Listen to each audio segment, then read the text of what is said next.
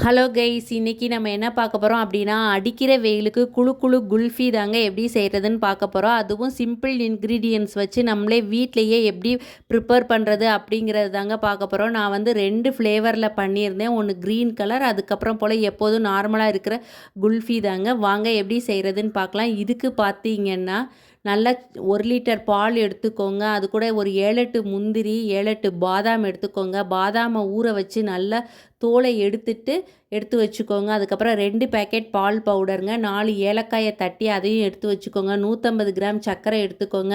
2 spoon cornflour மாவு வந்து எடுத்துக்கோங்க. இதாங்க நம்ம குல்ஃபி செய்ய தேவையான பொருட்கள். நல்லா கனமான பாத்திரத்தில் சும்மா 1/4 டம்ளர் தண்ணி ஊற்றிட்டு அதுக்கப்புறம் பாலை அப்படியே சேர்த்துட்டு பால் வந்து நல்லா பொங்கி பாதியாக கொஞ்சம் நல்லா வற்றி வரணுங்க. அந்த அளவுக்கு நம்ம மறுபடியும் பாலை கொதிக்க வச்சுக்கலாம். கொதித்து வந்ததுக்கு அப்புறமா நம்ம வந்து 2 பேக்கெட் பால் பவுடர் எடுத்துருக்கோம்ல, அதையும் நல்லா மிக்ஸ் பண்ணி இது கூட நல்லா சேர்த்து கொதிக்க விடணுங்க. முந்திரியையும் பாதாமையும் கொரப்பாக அரைச்சிக்கோங்க. கொரப்பாக அரைச்சிக்கிட்டிங்கன்னா நம்ம சாப்பிடும்போது அந்த நாக்கில் பார்த்திங்கன்னா அந்த பாதாமும் முந்திரியோட டேஸ்ட்டும் இன்னும் வந்து நமக்கு சூப்பராக இருக்குங்க. அதனால் நான் வந்து கொஞ்சம் கொரப்பாக தான் அரைச்சிக்கிட்டேன். ஃபஸ்ட்டு மில்க் பவுடர் சேர்த்து நல்லா மிக்ஸ் பண்ணி விட்டுருங்க. கட்டி எதுவும் ஆகாதுங்க.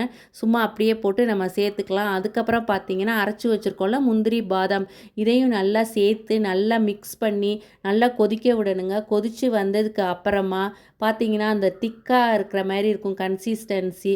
அப்போதைக்கு பார்த்திங்கன்னா நம்ம 2 ஸ்பூன் கார்ன்ஃப்ளவர் மாவு சேர்த்து அதையும் நல்லா மிக்ஸ் பண்ணிங்கனாலே ஓரத்தில் பார்த்திங்கன்னா லைட்டாக அந்த வெண்ணெய் மாதிரி தெரியுங்க. அப்போ நீங்கள் வந்து ஆஃப் பண்ணிடுங்க.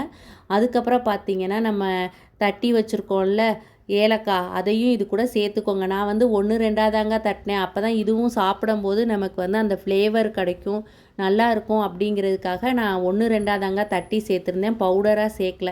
இது எல்லாத்தையும் நல்லா மிக்ஸ் பண்ணி விட்டுட்டு அந்த ஓரத்தில் பாருங்கள் லைட்டாக எல்லோ கலரில் க்ரீமாக தெரியுதா? அப்போ நம்ம வந்து அடுப்பை ஆஃப் பண்ணிவிட்டு அதே அடுப்பில் பார்த்திங்கன்னா நான் 150 கிராம் சர்க்கரையை கொஞ்சமாக தண்ணி ஊற்றி ஒரு 1/4 டம்ளர் தண்ணி போட்டு நல்லா மெல்ட் ஆகி நல்லா பிசுன்னு கொதித்து வர்ற மாதிரி இருக்குங்க. அப்போ நம்ம சும்மா ஆற வச்ச 2 ஸ்பூன் பாலை அதோடு சேர்த்து நல்லா மிக்ஸ் பண்ணி இந்த பாலில் மிக்ஸ் பண்ணி விட்டுருங்க.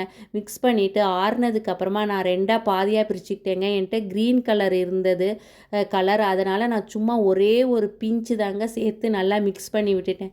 இப்போ 2 இதையும் நல்லா ஆற வச்சுட்டு நம்ம மோல்டு இருந்தால் குல்ஃபி மோல்டில் ஊற்றிக்கோங்க. குல்ஃபி மோல்டு இல்லைன்னா நீங்கள் டம்ளர்லேயோ எதுலேயோ ஊற்றி நல்லா ஃப்ரீசரில் ஒரு 6 மணி நேரமோ அல்லது 8 மணி நேரமோ அப்படியே விட்டுட்டு நம்ம எடுத்து பார்த்தோன்னா சூப்பரான க்ரீமியான குல்ஃபி வந்து ரெடி ஆயிருங்க.